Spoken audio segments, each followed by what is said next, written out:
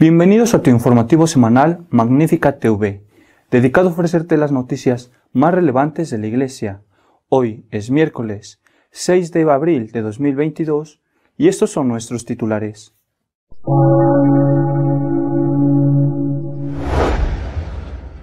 El Papa ha visitado Malta durante el fin de semana. Entre otras cosas, ha dicho que se está estudiando la posibilidad de que viaje a Ucrania y a Polonia.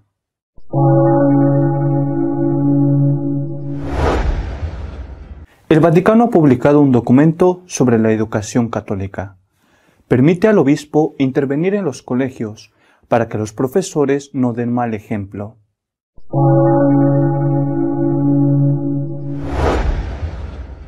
El Papa presidirá la misa del día de Pascua en la Plaza de San Pedro. Será la primera vez después de la interrupción debido a la pandemia del COVID.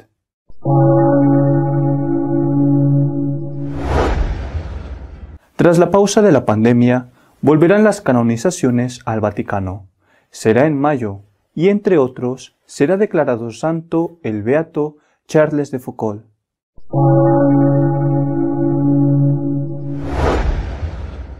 Es de nuevo noticia la crisis en la Iglesia alemana.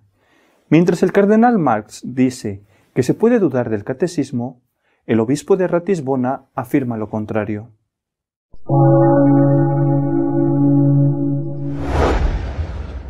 El Papa ha lanzado duras críticas a Putin.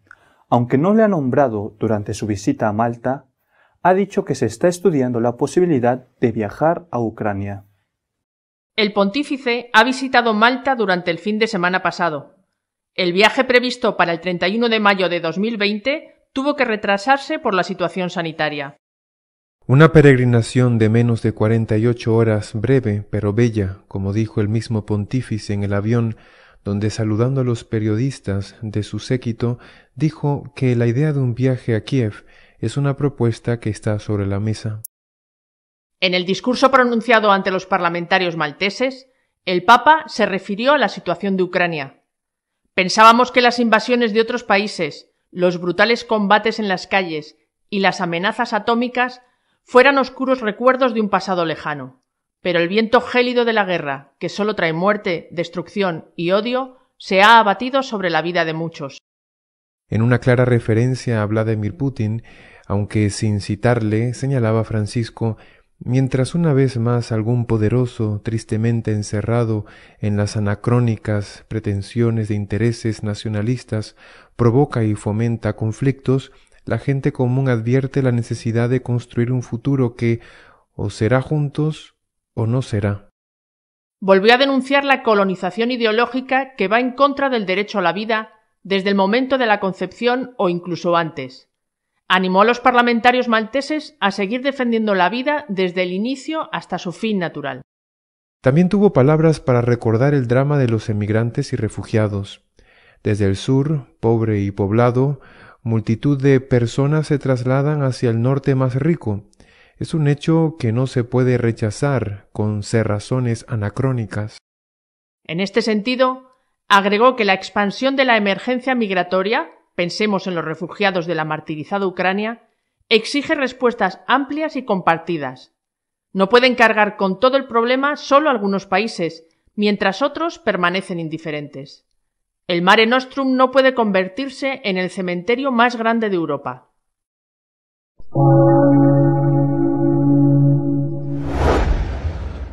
Los obispos podrán supervisar a los colegios católicos para asegurarse de que los profesores no den mal testimonio con su vida que sea contrario a la fe. La Congregación para la Educación Católica ha publicado la instrucción La identidad de la escuela católica. La importancia del diálogo entre razón y fe, la colaboración entre escuela y familia y la supervisión por parte de los obispos son algunos de los asuntos tratados. En la primera parte del documento se subraya que la acción educativa de la Iglesia no es una obra filantrópica, sino una parte esencial de su misión evangelizadora.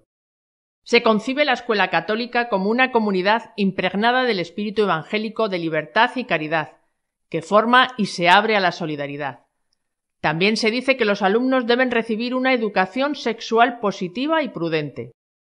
La segunda parte del documento está dedicada a los sujetos responsables de la promoción y verificación de la identidad católica. Subraya la importancia de proteger sus principios y valores, incluso con la sanción consecuente de las transgresiones y delitos, aplicando rigurosamente las normas del derecho canónico y del derecho civil. El documento dice que corresponde a la propia escuela, siguiendo la doctrina de la Iglesia, interpretar y establecer los parámetros necesarios para la contratación de personal que debe distinguirse por la rectitud de doctrina y la probidad de vida. Si una persona contratada no se adhiere a estos principios, la escuela tendrá que tomar las medidas oportunas, incluida la expulsión. La instrucción analiza las tareas del obispo, al que corresponde el necesario discernimiento y reconocimiento de las instituciones educativas fundadas por los fieles, así como el consentimiento explícito por escrito para la fundación de escuelas católicas. También es su derecho y deber velar por la aplicación de las normas del derecho universal en los centros educativos católicos, darles disposiciones generales, visitarlos de su territorio diocesano al menos cada 5 años, y tomar medidas en caso de hechos contrarios a la doctrina, a la moral o a la disciplina de la Iglesia. Entre las tareas del obispo está la de nombrar o aprobar a los profesores de educación religiosa, así como destituir o pedir que se destituya a un profesor si ya no se cumplen las condiciones de su nombramiento, respetando siempre el derecho de defensa del profesor.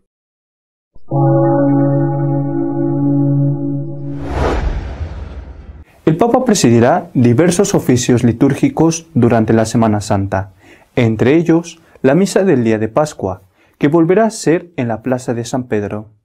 El Papa Francisco volverá a pronunciar la bendición Urbi et Orbi desde el balcón de la Basílica de San Pedro el domingo de Pascua, el 17 de abril. Previamente habrá presidido la Santa Misa en la plaza. Tras 2 años excepcionales por la pandemia, en Semana Santa vuelve un poco de normalidad al Vaticano. Según el calendario publicado por la Prefectura de la Casa Pontificia, el Papa Francisco ya no celebrará la máxima fiesta del cristianismo solo o en una pequeña comunidad. De este modo volverá también un punto álgido de las celebraciones santas y pascuales de Roma, el Via Crucis en el Coliseo el Viernes Santo, al que solían asistir miles de personas. El Domingo de Ramos, Francisco quiere celebrar la misa en la plaza de San Pedro, y también está prevista la misa crismal con la consagración de los santos óleos el Jueves Santo por la mañana en la Basílica de San Pedro.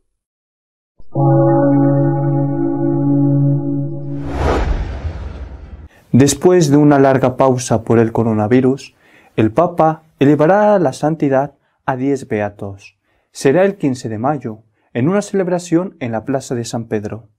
El Papa Francisco tiene previsto presidir una gran ceremonia de canonización en la plaza de San Pedro a mediados de mayo, por primera vez en 2 años y medio tras la pausa obligada por la pandemia del COVID.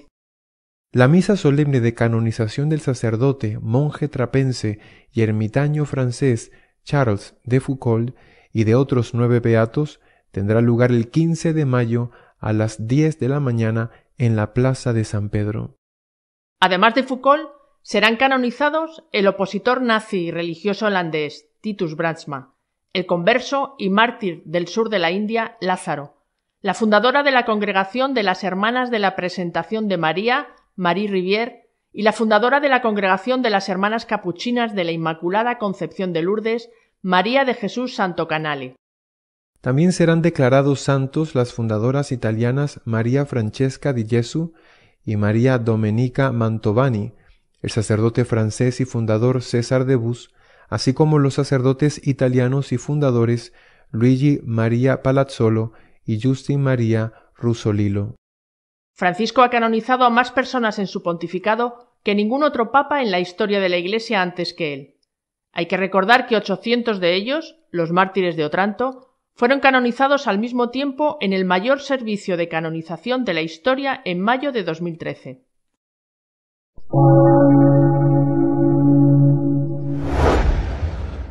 La Iglesia en Alemania sigue dividida. El cardenal Marx ha dicho que se puede dudar del catecismo, y el obispo de Ratisbona le ha acusado de caer en el racionalismo.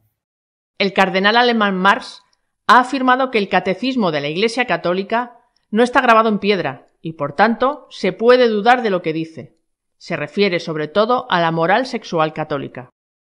El purpurado habló del catecismo en respuesta a una pregunta sobre cómo se debe dar cabida a las personas homosexuales, queer o trans, en la enseñanza católica. La ética inclusiva que prevemos no consiste en ser permisivos, como pretenden algunos. Se trata del respeto al otro. El catecismo no está grabado en piedra. También se puede dudar de lo que dice. Por su parte, el obispo de Ratisbona, Monseñor Voderholzer, ve en el camino sinodal un intento de disputar a los obispos la autoridad de interpretación de la revelación establecida en el magisterio. La autoridad docente de los obispos está siendo sustituida por la autoridad de una teología alemana racionalista, ha dicho.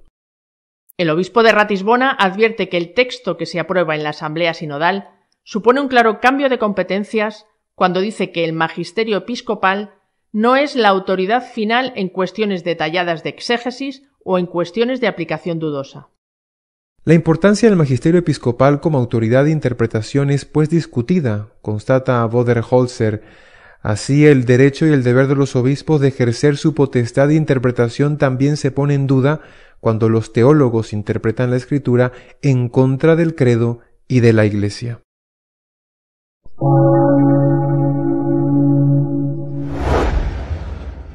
Nuestro editorial de esta semana está dedicado a comentar el documento del Vaticano sobre las condiciones que debe de reunir la Escuela Católica. El Dicasterio para la Educación Católica acaba de publicar un documento sobre las características que deben de tener los centros educativos católicos, también los que trabajan en ellos y, de alguna manera, los que asisten como alumnos o los padres de esos alumnos. Es un buen documento. Por supuesto que nada es perfecto y quizá podía haber sido un poco más ambicioso en algunas cosas, haber entrado en algunos temas más, y también es verdad que está influenciado, como no podía ser otra manera, por las modas del momento, pero es un buen documento. En este documento, lo primero es que se pone a la educación católica en relación con aquello que le es esencial. La educación católica forma parte de la misión evangelizadora de la Iglesia. Todo colegio católico o universidad debe ser visto en esta perspectiva. La misión evangelizadora de la Iglesia. En un colegio católico, lo primero tiene que ser evangelizar. Y desde ahí se tiene que ver todo lo demás, porque lógicamente no solamente se debe de evangelizar en la clase de religión. Claro que habrá que dar matemáticas o idioma, pero la perspectiva global tiene que ser la de la evangelización. Y esto, dice el documento, deben saberlo también los padres de los alumnos e incluso los propios alumnos. Hay un ideario católico en el colegio. Y los padres que llevan a sus hijos a ese colegio o los alumnos que asisten, que ya tienen edad suficiente para tomar decisiones, deben de saber a qué sitio están yendo. No se puede llevar a un niño a un colegio solamente porque ahí se le va a tratar con más disciplina y se le va a enseñar a estudiar mejor. ¿No? Se lleva a un colegio católico a un niño porque ese es un colegio católico. Cada vez son más los enfrentamientos entre padres de alumnos y a veces entre alumnos y los centros educativos católicos, porque cuando estos centros quieren aplicar el ideario católico del colegio que los padres conocen antes de llevarlos a ese colegio, los padres protestan e incluso denuncian. A pesar de que estos choques entre padres y centros son, por desgracia, cada vez más frecuentes, sin embargo, los motivos de mayor fricción se han dado en estos últimos años con los profesores, con algunos profesores, especialmente con algunos profesores que enseñan la asignatura de religión, sobre todo porque su comportamiento, por ejemplo, viviendo en parejas sin casarse por la Iglesia, a veces porque no pueden, porque son parejas homosexuales, y otros aun siendo parejas heterosexuales, sin embargo no se casan. Bueno, pues estos casos que se han producido, repito, hasta ahora se han fijado solo en la cuestión de los profesores de religión, estos casos han generado mucho problema cuando el responsable del colegio o el obispo ha retirado el permiso para que esas personas dieran la asignatura de religión. El documento insiste en que el educador tiene que ser educador también con su comportamiento, que no puedes enseñar una cosa y con tu comportamiento estar diciendo lo contrario de lo que enseñas, si es que enseñas lo correcto.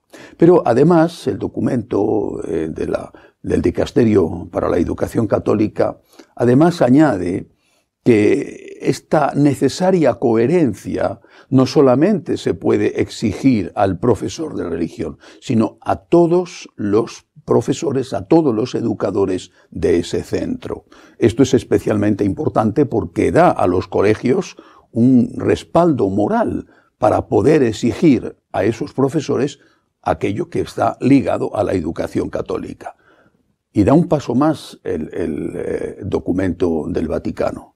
Dice que a los obispos les compete el derecho y el deber de supervisar que estos profesores que trabajan en colegios católicos lleven una vida coherente, al menos lógicamente en lo que sea manifiesto, coherente con su fe.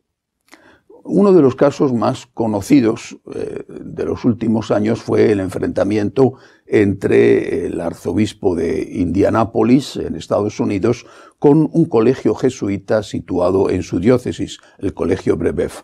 Bueno, en aquel colegio uno de los profesores había contraído matrimonio civilmente, por lo tanto era una cuestión relativamente pública, no era una relación privada, había contraído matrimonio civilmente con otro hombre.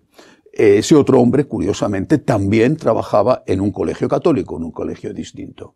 El arzobispo le pidió al colegio jesuita que no renovara el contrato a este profesor, se lo pidió también al otro colegio y el otro colegio lo aceptó. Bueno, el colegio jesuita se negó y entonces el arzobispo le retiró el apelativo de católico. Ustedes sigan adelante, pero ya no son un centro católico, ya no pueden decir que sea un centro católico, y además les impidió celebrar, a los dos sacerdotes que trabajaban en ese colegio, les impidió celebrar la misa en algunas circunstancias. La misa de diario la podían seguir celebrando, era una misa temprana, pero en algunas otras circunstancias más de carácter público y colectivo para el colegio les prohibió celebrar la misa. Los jesuitas apelaron a la Congregación para la Educación Católica. Eso fue en el año 2019, todavía no hay sentencia. Me imagino que, bueno, la congregación inmediatamente, como había habido una apelación, suspendió el decreto del obispo, que quedó, por lo tanto, sin efecto. Bien, todavía no hay una respuesta, todavía no hay una conclusión a ese juicio en apelación. Es posible que ahora, después de este documento, esa respuesta se produzca. Al menos yo no conozco que haya existido esa respuesta y he estado buscando en Internet a ver si ya existía. Desde el año 2019 han pasado más de 2 años. A partir de ahora, con este documento, queda claro que el obispo tiene el derecho y el deber de intervenir cuando el colegio no hace lo que debe de hacer, exigir a sus profesores que sean coherentes con su vida pública, no entrando, por supuesto, en su intimidad, pero sí con su vida pública, con aquello que va a enseñar el colegio, con su ideario católico. Bueno, creo que con este documento algunas cosas pueden quedar aclaradas. Echo en falta, sinceramente, que no hubiera ido a más el documento, que no hubiera ido un poco más a fondo. Porque, si bien los casos como el que acabo de citar, de profesores de religión o no, que llevan una vida públicamente distinta o incoherente con las enseñanzas de la Iglesia, si bien estos casos existen y son muy llamativos cuando salen en los periódicos, afortunadamente son muy poco frecuentes. En cambio, por desgracia, es mucho más frecuente que las enseñanzas religiosas que se imparten en esos colegios no sean las enseñanzas de la Iglesia. Y eso no suele correr a cargo de laicos, sino que suele correr a cargo de los propietarios de los colegios, sacerdotes o religiosos. Habría que haber pedido que no solamente los profesores llevaran una vida pública coherente con la fe, sino que también la enseñanza que se da fuera una enseñanza coherente con la doctrina de la Iglesia. Recuerdo aquella carta que el Papa, ya entonces Papa emérito Benedicto XVI, escribió a los presidentes de todas las conferencias episcopales del mundo con motivo de la reunión que tuvieron en Roma para tratar el tema de la pederastia. En esa carta importantísima, profunda, lúcida, Benedicto XVI les decía que como obispos tenían el deber no solamente de supervisar y evitar que se produjeran abusos sexuales a menores, sino también les decía, hay otro tipo de abuso, desde luego quizá no se pueda comparar con el abuso físico, pero hay otro tipo de abuso que es el abuso espiritual. Cuando a esos menores, y hablaba también el Papa Benedicto de lo que ocurría en las homilías cuando adultos iban a misa pero no tenían formación suficiente, cuando esos menores que estaban recibiendo como si fuera doctrina de la Iglesia, algo que no lo era, y pedía a los obispos que, como defensores de la fe, cuidaran de esto y evitaran los abusos. Quizá el documento para la educación de la Congregación de Educación Católica sobre los colegios debería de haber puesto también el acento en esto, en que la enseñanza religiosa que se da en los colegios católicos sea siempre fiel a la enseñanza de la Iglesia. Incluso podría haber ido un poquito más allá y haber exigido que esto tuviera lugar también, esta coherencia tuviera lugar también en las catequesis de las parroquias, que muchas son magníficas, pero otras, desde luego, no tanto. Y ahí vienen dos preguntas. ¿Por qué el fracaso evangelizador de tantos colegios católicos? Es una cosa conocida. La mayor parte de los alumnos de los colegios a partir de cierta edad, sobre todo, ya no van a misa. Basta con preguntar, además lo sabemos todos, al menos en Occidente. Bueno, ¿por qué este fracaso? No será porque no se está enseñando la doctrina católica, sino un sucedáneo que se supone que va a ser más fácilmente aceptable por los alumnos porque no es tan exigente, pero que en realidad los alumnos rechazan.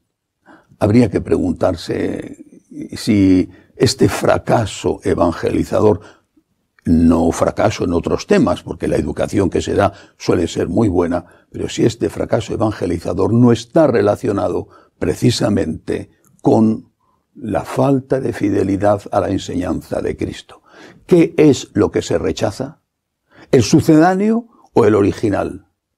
¿No se estará rechazando el sucedáneo precisamente porque no se muestra el original, aunque el original aparentemente sea más exigente, pero al final sea mucho más convincente? Hasta la semana que viene, si Dios quiere.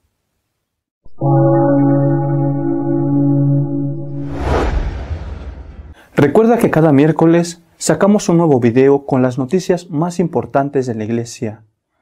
Pero si no te quieres perder de lo que va sucediendo día a día, puedes visitar nuestra página web de noticias www.católicosonline.org. Hasta la semana que viene, si Dios quiere.